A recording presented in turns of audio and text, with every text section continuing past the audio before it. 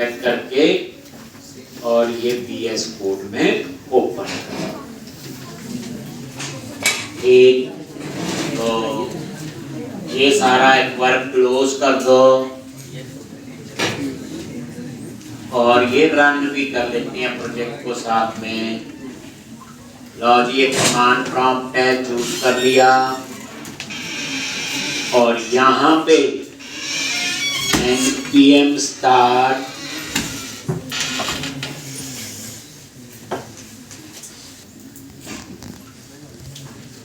ये आप हमारा चल रहा है कि नहीं, स्लैश क्या था, अगर हम URL में कुछ ना लिखे तो भी होम पे जाए, वो भी लिख लेते हैं ना वहां पे ना। तो राउटिंग के लिए क्या किया था कल पहले, ये लो जी src app.js ये लिखा था। रेक्ट राउटर डॉम नाम का पैकेज इंस्टॉल हुआ। अगर आपका तो यही से बस, अगर ये एम्प्टी है तो इसका मतलब क्या होगा, फिर कहां पे जाएगा ये होम।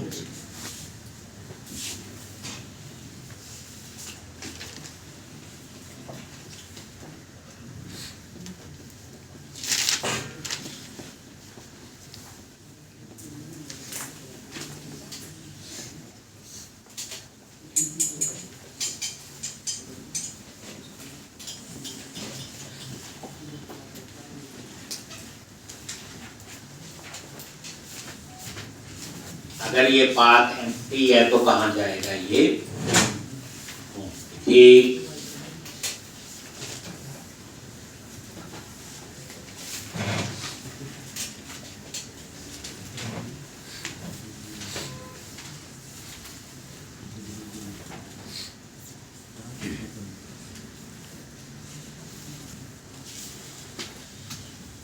ये होम पेज, ठीक है जी।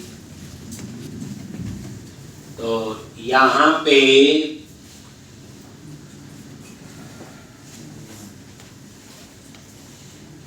तो कुछ नहीं दिया तो होम पेज आ गया, तो ये तो चल रहा था। अब हमने कल क्या किया था, ऊपर नेविगेशन बार चाहिए, ये समझ आ गया ना। पाथ एम्प्टी है तो कहाँ जाएगा, होम।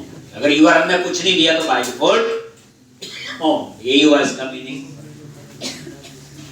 अब यहाँ पे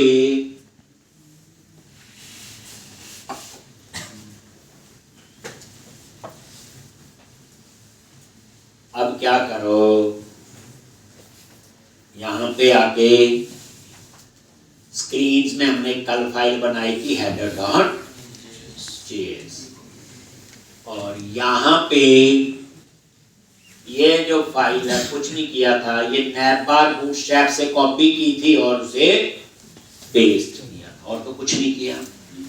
अब इस हेडर वाली फाइल को आप कॉल कर लो और ये हर पेज पे ऊपर चाहिए, तो क्या करोगे, app.js में जाओ और यहाँ पे ब्राउजर राउटर के अंदर, याद रखना हेल्प में आता है, अगर नहीं आ रहा है तो सेव कर लिया।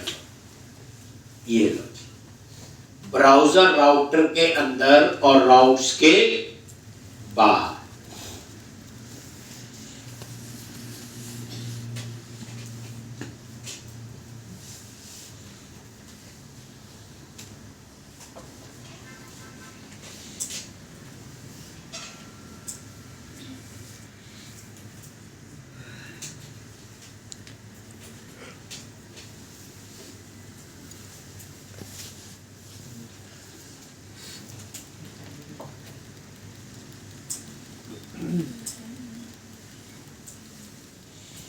एक। अब ये देखो, ये आ गया, ऊपर आ गया ना, देखो। अब इसको ठीक करेंगे, ये नैपबार हटा देंगे, ये होम, अबाउट, कॉन्टैक्ट, सपोर्ट और इनपुट इतना लिख लिया। यहाँ हेडर लिखने से क्या फायदा हुआ कि ये हर पेज पे अपने आप आएगा, एक हर पेज पे ये अपने आप आएगा, बस अब आ जाओ आप header.js फाइल, ये जो अब हम इसको ठीक करते हैं जैसे हमारी रिक्वायर। जो मैं कह रहा था नैप बार नजर नहीं आना चाहिए, तो ये वाला एंकर टैग है, क्या करो इसे कमेंट बना। ठीक, ये लो जी, जैसे कमेंट बनाया और ये देखो अपने आप नैप बार आगे से हट गया। अब आप होम पे क्लिक में होम पे जाना है, तो अब इसी के नीचे आ जाओ, ये लो जी, जो जरूरत होगी वही चेंज करेंगे। अब ये तो एंकर टैग बना दिया था कमेंट, और ये देखो कहीं लिखा होगा, ये वही है होम जहां लिखा हुआ, ये वही अनसॉर्टेड लिस्ट बोलते हैं इसको, बुलेट शॉर्ट नंबरिंग के लिए। ये LI होता है लिस्ट, और ये अनसॉर्टेड लिस्ट, इसी के अंदर लिस्ट बनती है, ये HTML के टैग। अब LI के अंदर देखो ये होम, अब इसके क्लिक में तो क्या लिखना है इसकी जगह, ये मैं बिल्कुल इसी LI के बाद में इसको ऊपर वाले को डिलीट कर दूंगा, ये कमेंट बना। लिखना कैसे है, लिंक LI के अंदर उसी टू कहां जाना है, तो मान लो कहां जाना है तो क्या लिखेंगे /home, ऐसे लिखते हैं इसमें। उसके बाद इसके ऊपर बूटस्ट्रैप की क्लास, डिजाइन सेम रहे, ये ऊपर लिखा हुआ नैप हाइफन बोलो लिंक, और उसके बाद ये क्लोज किया और इसका टेक्स्ट दे दिया होम। अब मुझे इस एंकर की जरूरत नहीं, फिर ये कमेंट बना दो, चाहे आप इसे डिलीट कर दो बस। और ये नजर मारो, ये यहां पे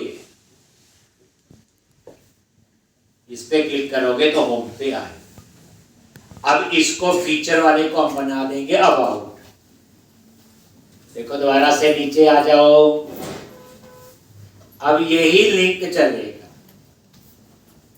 कॉपी कर लिया, नैव हाइपरलिंक बूटस्ट्रैप की क्लास है जिसकी लुक थोड़ी हाइपरलिंक जैसी बनाती है। ये जो फीचर्स है, ये इसकी जगह ये वाला एंकर हटा दो,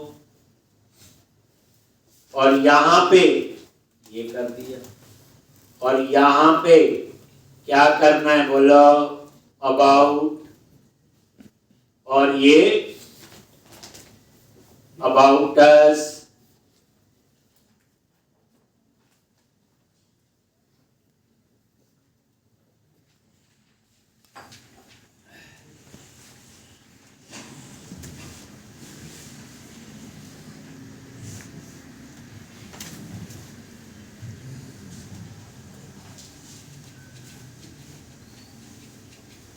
ये देखो अबाउट होम हो रहा है ये। अब ये प्राइसिंग में ये, तो ये एंकर टैग प्राइसिंग वाला क्या करो डिलीट कर दो, और वहां पे फिर वही लिंक होम की जगह कर दिया कॉन्टैक्ट, और कॉन्टैक्टस,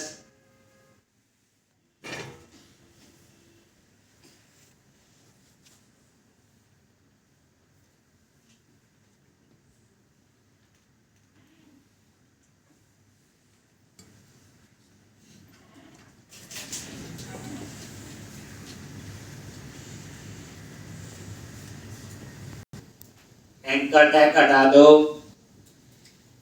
और ये आपका होगा सपोर्ट,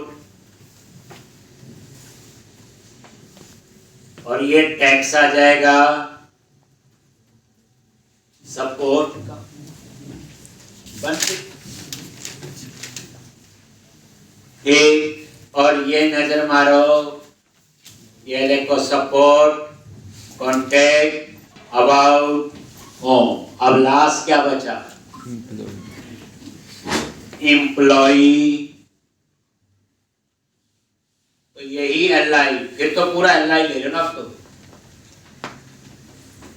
नया मेन्यू बनाना है, पूरा एलआई आपने ले लिया, कॉपी किया,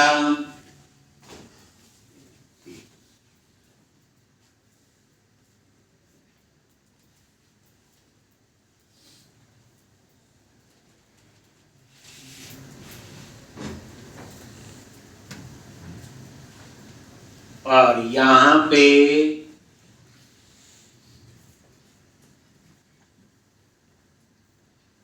क्या था बोलो? एम्प्लॉई, और यहां पे एम्प्लॉय।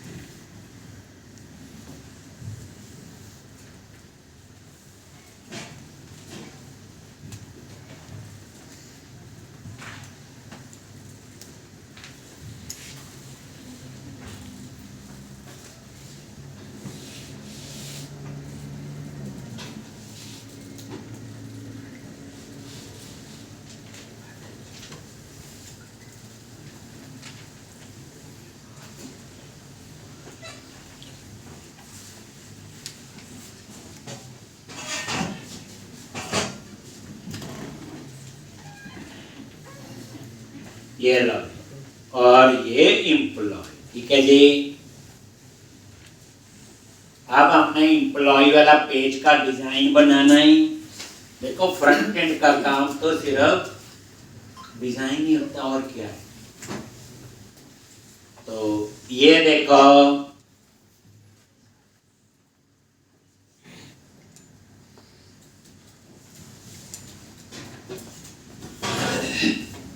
बस नेविगेशन बार बन गई।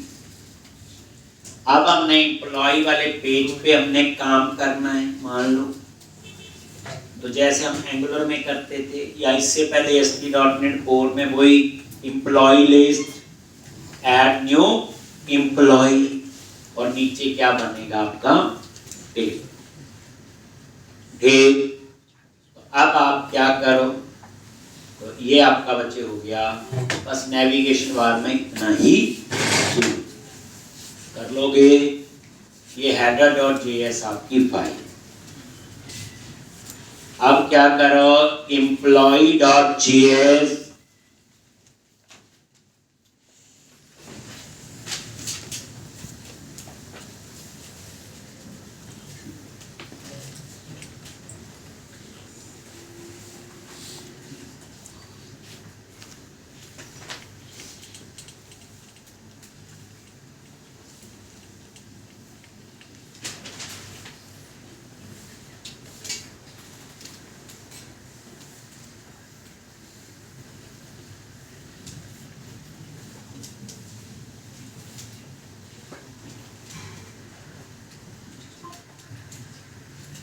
तो अब इस पेज पे आप आ जाओ और डिजाइन बनाना शुरू करो।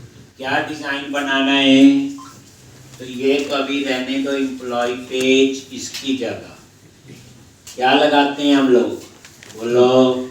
डिव क्लास, क्या बनाते हैं? रो। याद है? इस रो में तो डिव जो बनता है पता ही है, एक रो में कितने कॉलम होते हैं? 12 कॉलम होते हैं। तो यहाँ पे डिव क्लास कॉल हाइफन 9,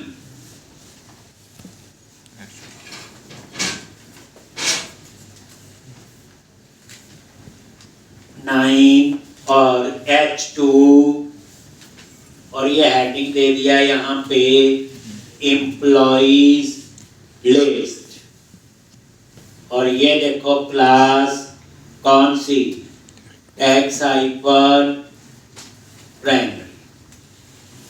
तो एक रो में 12 कॉलम है, तो 9 कॉलम में हेडिंग, फिर आपके कितने बच गए, 3। तो डिव क्लास कॉल हाइपर 3। इन 3 में आपने बटन लगाना है। तो कैसे लगाओगे, button class btn hyper info, ये सब किया हो, पता नहीं 20 बार कोड लिखा होगा या 50 बार। इन्फो, और इसके क्लिक में कहाँ जाना है, याद करो, डेटा हाइपर टारगेट, और यहां पे क्या आएगा,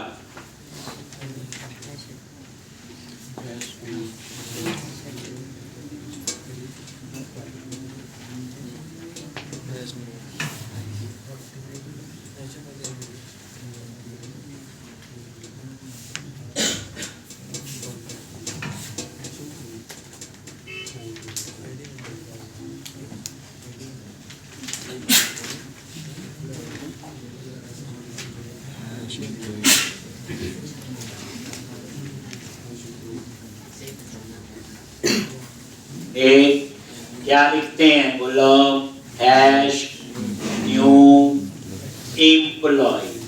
ये हम मॉडल बनाएंगे, अभी बनाया नहीं है। उसका आईडी दे दूंगा न्यू एम्प्लॉय, और आईडी से एक्सेस करना हो तो क्या लिखते हैं,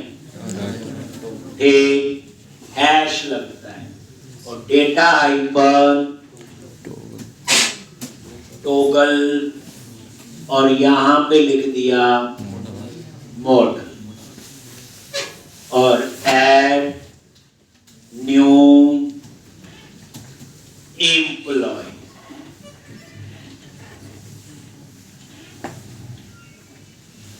ये आगे ऐसे, पहली बात है एम्प्लॉय लिस्ट थोड़ा यहाँ आना चाहिए साइड में, तो थोड़ा सा हम ऐसे कर लेते हैं। ये लो जी, एक तो रो में बॉर्डर दे देते हैं, ठीक, क्या दे देते हैं, बॉर्डर। बॉर्डर में थोड़ा गैप आ जाए तो पैडिंग दे दी और मार्जिन दे दी। इससे देखोगे अभी एक बॉर्डर नजर आ गया, आगे नहीं आ गया, और ये पैडिंग मार्जिन ये ऊपर जगह छोड़ दी। अब ये लेफ्ट पे आना चाहिए एम्प्लॉय लिस्ट, तो कैसे करोगे, यहाँ पे लिख लो टैक्स हाइपर लेफ्ट, और जैसे आपने ये लिखा वो लेफ्ट में आ गया। ये पूरा नजर आ जाना चाहिए, तो क्या लिखते हैं, बटन क्लास, और यहाँ पे बॉब हाइपर कंट्रोल, सारा पड़ा हुआ, और ये देखो पूरे पे आ जाएगा बटन,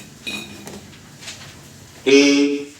तो ये आपका डिजाइन बन गया। ये आप एक बार नजर मार लो, लिख लो जो भी है, ठीक।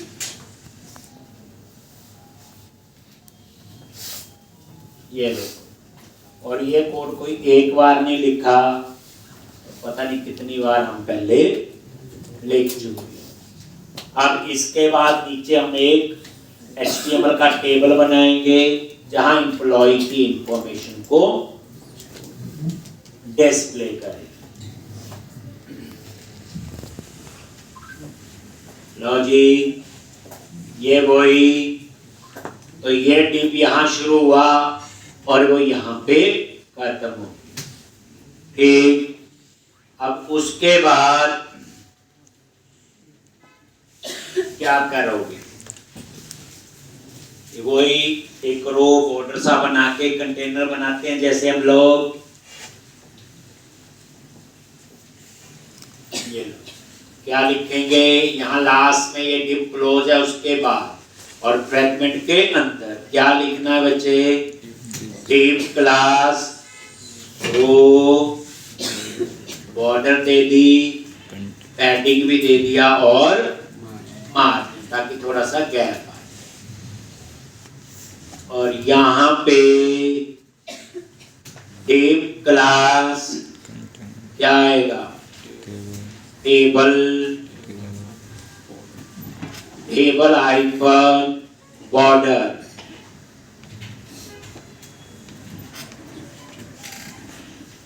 Table hyphen stripe, table hyphen active, active.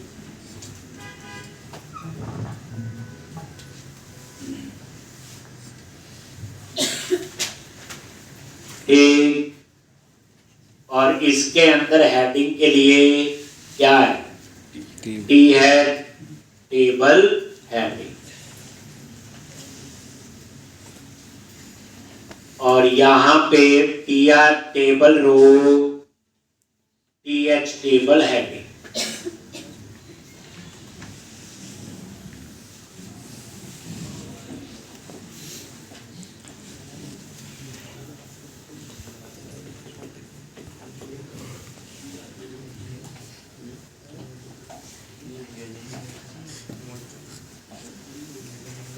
और यहाँ पे नेम, ये हेडिंग दे दिया नेम के लिए।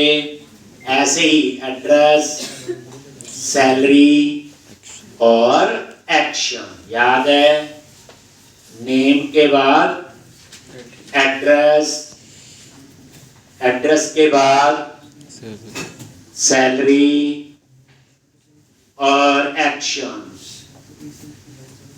इसमें एडिट और उसके बटन आएंगे डिलीट के, याद ही है।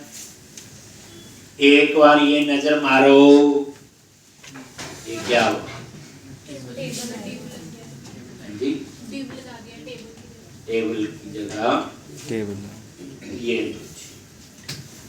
ठीक। और यहाँ पे भी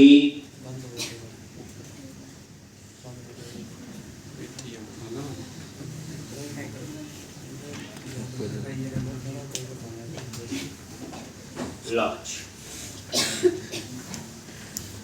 आ गया, ठीक है। तो ये आपने डिजाइन बना लोगे। अब हम इसके बाद क्या करेंगे, मैं आपको छोटे छोटे 2-3 प्रोग्राम बनाऊंगा, सम मल्टीप्लाई डिवाइड, कि कैसे रिएक्ट में वेरिएबल डिक्लेयर करने हैं और उनको कैसे यूज करना है। ठीक, फिर हम डाटाबेस पे आएंगे। मेरा थोड़ा इसका तरीका अलग है, तो एक काम करते हैं, तो इतना तो हो गया, ये क्लोज कर दो। अब हम लोग एक नई स्क्रीन बनाएंगे, तो एसआरसी में गए स्क्रीन और ये फाइल, और इसका नाम दे दिया cal.js। क्या नाम दे दिया इसका, cal.js, कैलकुलेशन। और यहाँ पे कंपोनेंट बनाना है, फंक्शन बेस, तो क्या लिखते हैं, RFCE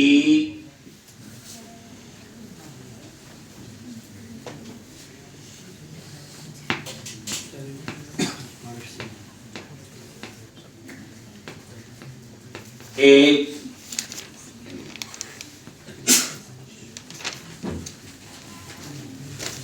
अब यहाँ पे ये फ्रैगमेंट भी बना दो, जैसे बताया था।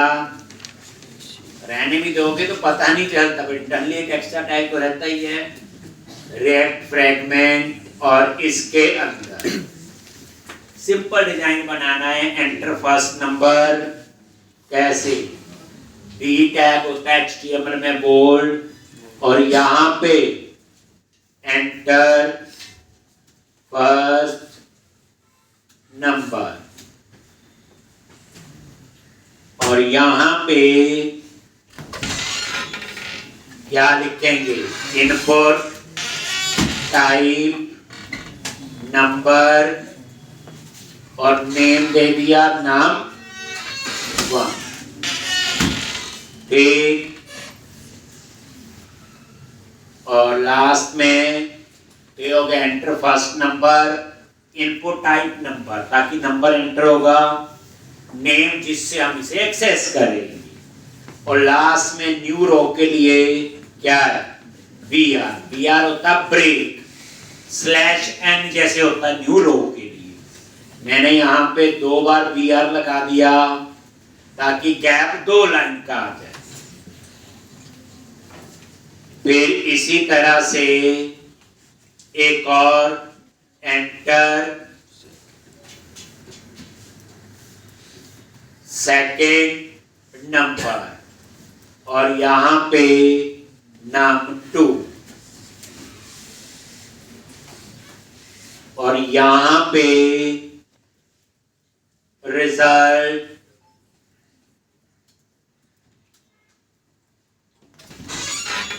यहां पे रिजल्ट आना चाहिए, नाम चेंज किया num2, आपने लिखना पूरा रिजल्ट, और यहां पे आ जाएगा सम मल्टीप्लाई डिवाइड जो भी। ठीक, उसके बाद यहां पे भी ब्रेक, और यहां पे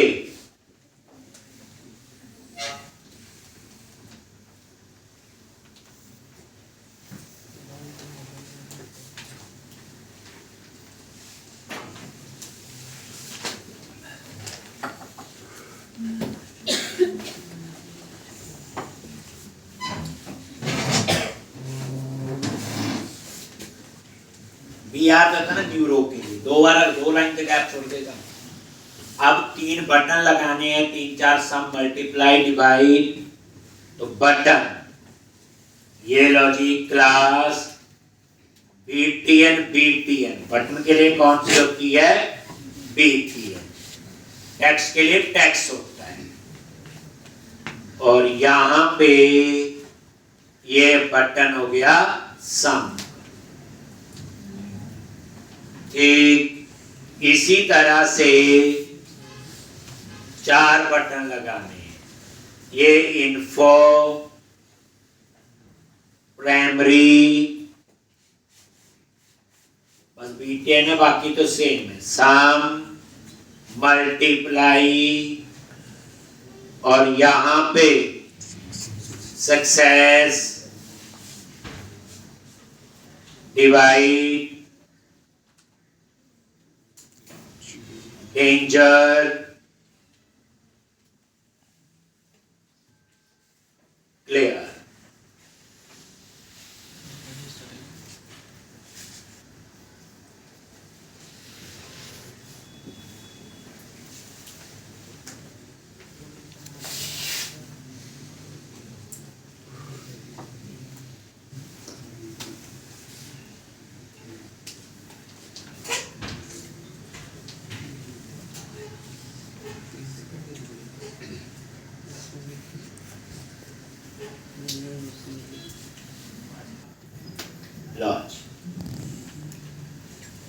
एक, अब आपने इसको एक मेन्यू बनाना है, तो पहले इसकी राउटिंग ऐड करेंगे और फिर इसका मेन्यू, ये लिख लो पहले।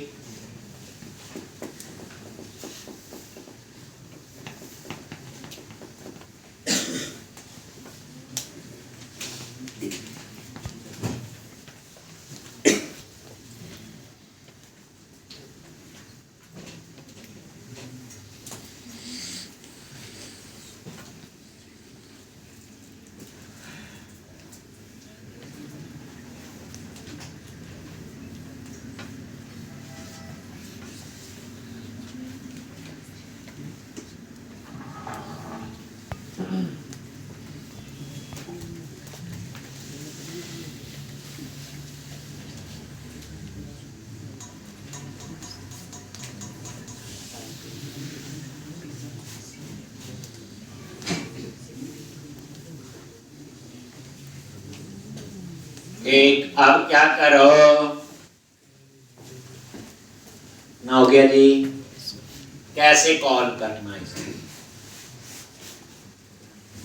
तो पहले ऐप JS में जाओ, एक नया राउट ऐड करो। फिर हम यहाँ पे आते हैं, कहाँ पे गए, app.js, और यहाँ पे जैसे एम्प्लॉय का है वैसे ही एक और, तो URL में लिख दिया कैर और कंपोनेंट का नाम तो कैर। हो गया जी। और यही फिर ऐड कर देना आपने header.js।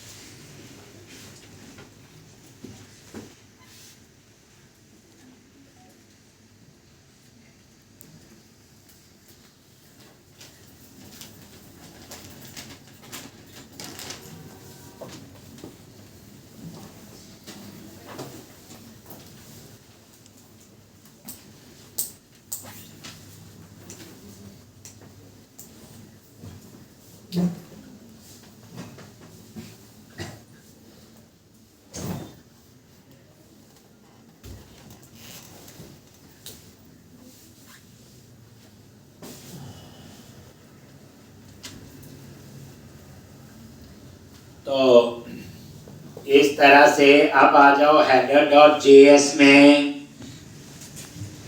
और यहाँ पे एक मेन्यू और, जैसे ये li है, इसी li को क्या करो, कॉपी करो और यहाँ पे पेस्ट, और स्लैश क्या लिखते हैं, हेल्प, और यहाँ पे भी टेक्स्ट दे दिया लॉन्च। आप ये डिजाइन में नजर मार लो, ये देखो कैल बन, क्लिक करोगे तो इस पे आ, ये बटन्स में थोड़ा थोड़ा गैप चाहिए, वो हम देखते हैं। पहले ये देख लो li,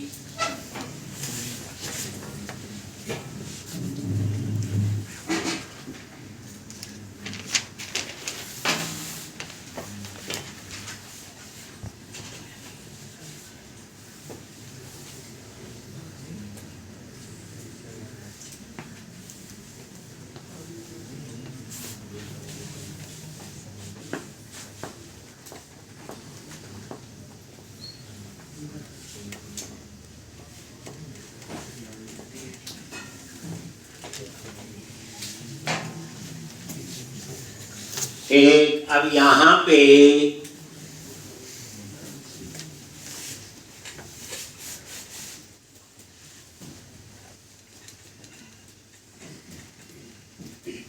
तो ये आपका आ गया, लिख लिया जी। अब ये देखो, ये आ रही है, थोड़ा थोड़ा गैप चाहिए, एक काम करो, कैल JS फाइल में गए तो यहाँ पे क्या कर, मार्जिन दे दिया। जब लिखा मार्जिन 1 तो लेफ्ट राइट टॉप बॉटम, देख लो हो गया गैप। इसमें नहीं, क्योंकि यहां तक नहीं पहुंचा, तो इसमें भी कर दोगे, क्लियर वाले में भी 1 एक। तो अब ये तो अभी डिजाइन ही बना है, रेप तो अब शुरू होगा।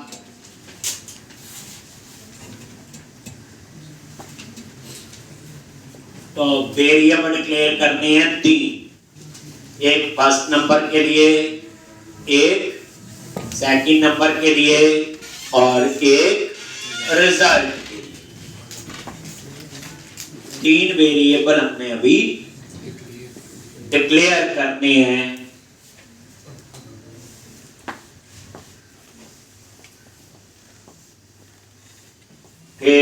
तो कैसे डिक्लेयर करेंगे, तो नॉर्मल वेरिएबल की तरह नहीं होंगे, बेसिकली वेब एप्लीकेशन है। जितनी बार आप सर्वर पे जाओगे, ये कंपोनेंट जब क्लिक करते हो री रेंडर होके सर्वर से आते हैं। अगर आपने उस पेज पे कोई वेरिएबल दिए होंगे सबका डेटा जो है वो लॉस हो जाता है, क्योंकि वेब पेज को हम क्या कहते हैं, स्टेटलेस पेज।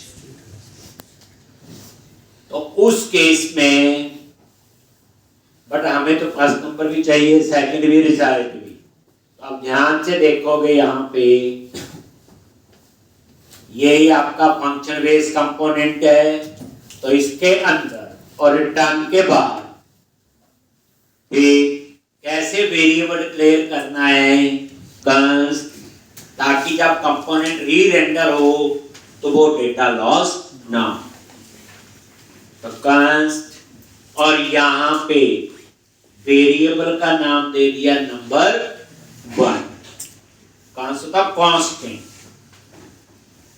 कॉमा, अब ये नंबर 1 वेरिएबल का नाम है, कुछ भी रख सकता हूं मैं। अब इसके अंदर डेटा स्टोर करना है तो उसके लिए मेथड है सेट नंबर 1।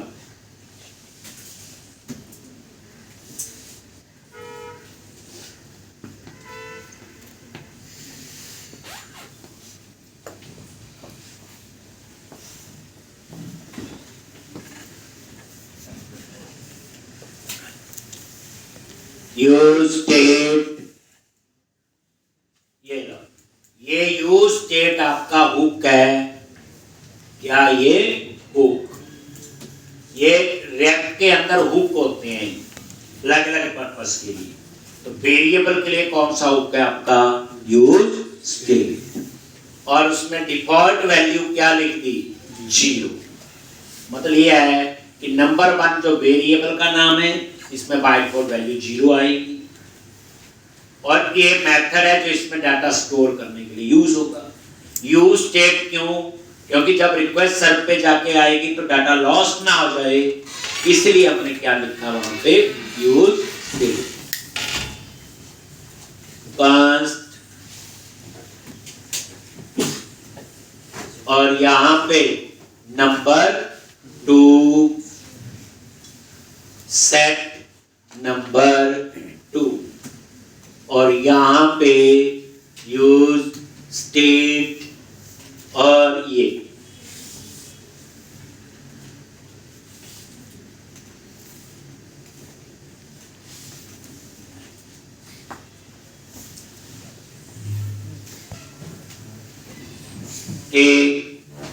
दूसरे नंबर के लिए वेरिएबल ले लिया। अब तीसरा लेना है रिजल्ट के लिए। तो क्या करते हो, कंस्ट, और ये आपने रिजल्ट, और मेथड का नेम, ये कोई सेट कीवर्ड नहीं है पर मेथड है तो इसलिए हम लोग ऐसे ही लिख देते हैं, सेट रिजल्ट यूज स्टेट 0।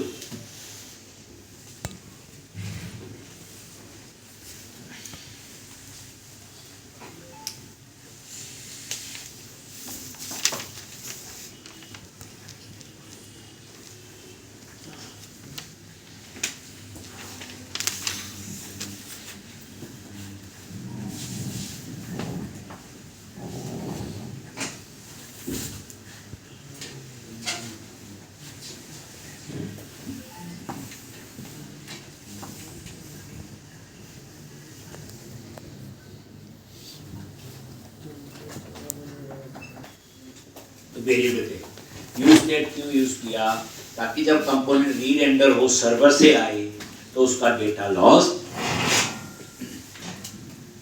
अब आपने टेक्स्ट बॉक्स का डेटा एक्सेस करना है, तो हर एक लैंग्वेज में अपना तरीका होता है, इसमें ऐसे नहीं सीधा। यहां पे आपको क्या करना बच्चे, ऑन चेंज, ऑन चेंज आपका इवेंट है, और ये आपका चेंज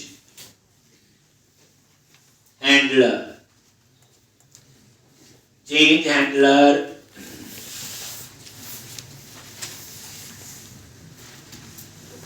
ये आपका मेथड है जो मैं अभी ऊपर बनाऊंगा।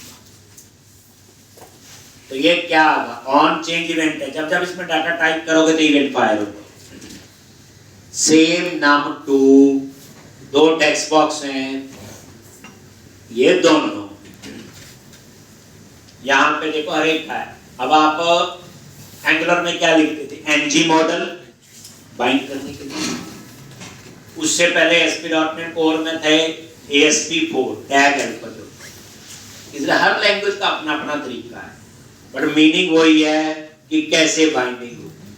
अब मैं ये चेंज हैंडलर ऊपर बनाऊं, क्या बनाऊंगा, ये चेंज हैंडलर, और ये डेटा स्टोर करने के लिए कैसे यूज करना, देखो कॉन्स्ट चेंज हैंडलर यही है, और इसको मैं बनाऊंगा एरो फंक्शन। क्या बनाऊंगा इसको, एरो फंक्शन। एरो फंक्शन कैसे बनता है बच्चे, राउंड ब्रैकेट, फिर ये गोज टू ऑपरेटर, और उसके बाद करली ब्रैकेट, बस। अब ये नॉर्मल फंक्शन और एरो फंक्शन में डिफरेंस आपको मैं आगे बताऊं। कॉन्स्ट चेंज हैंडलर,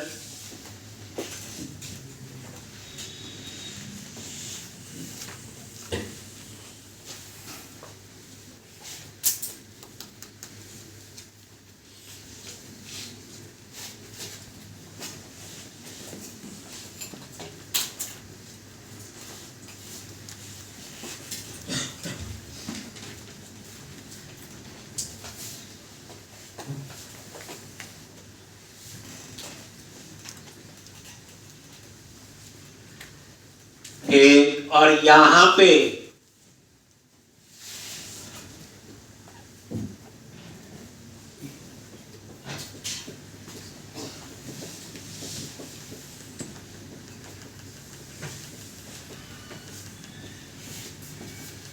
अब ये देखो, यहां पे ई, ये पैरामीटर ई लिख लो, कुछ भी नाम रख सकते। अब इसको मैं कैसे यूज कर रहा हूं, ध्यान से देखना। If E dot target dot name, अगर ये नेम num1 है तो क्या करें, num1 मतलब इस पे क्लिक किया होगा, इस पे लिखा होगा, और एल्स में क्या होगा, अंडरस्टूड है num2।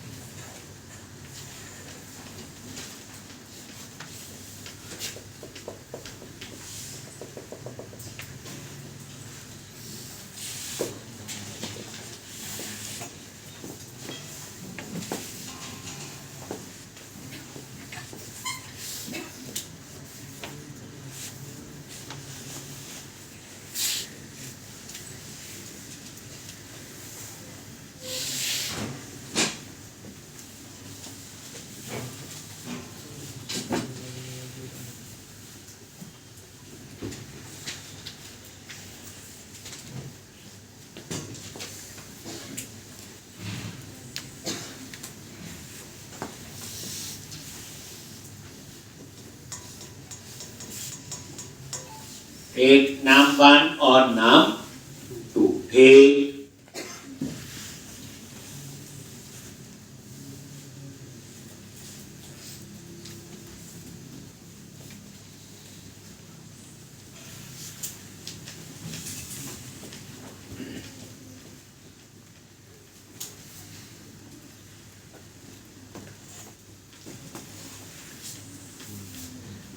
अब यहां पे सेट, ये देखो नंबर वन में वैल्यू स्टोर करनी है, तो क्या लिखेंगे, E dot target dot value, E dot target dot value, और इसी तरह से एल्स में num2 होगा, तो यहां पे सेट नंबर 2। ये इस तरह से ये डाटा स्टोर हो।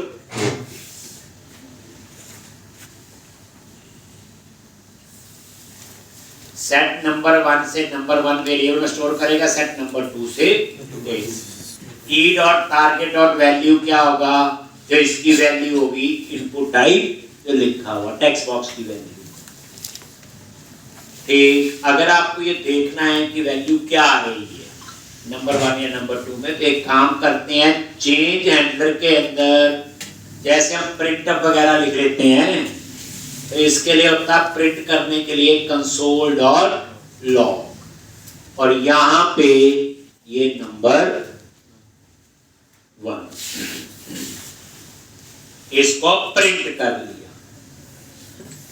और ये देखो, ध्यान से देखना, ये राइट क्लिक, इंस्पेक्ट, और ये कंसोल है, जो कंसोल डॉट लॉग यहां प्रिंट करता है आगे, और इसको मैंने क्लियर कर दिया। ओके जी, अब यहां देखो, मैंने यहां पे लिखा, वो देखो नीचे आ रहा है, जैसे जैसे लिख रहे हो वैसे वैसे ये डाटा आ रहा, देखो।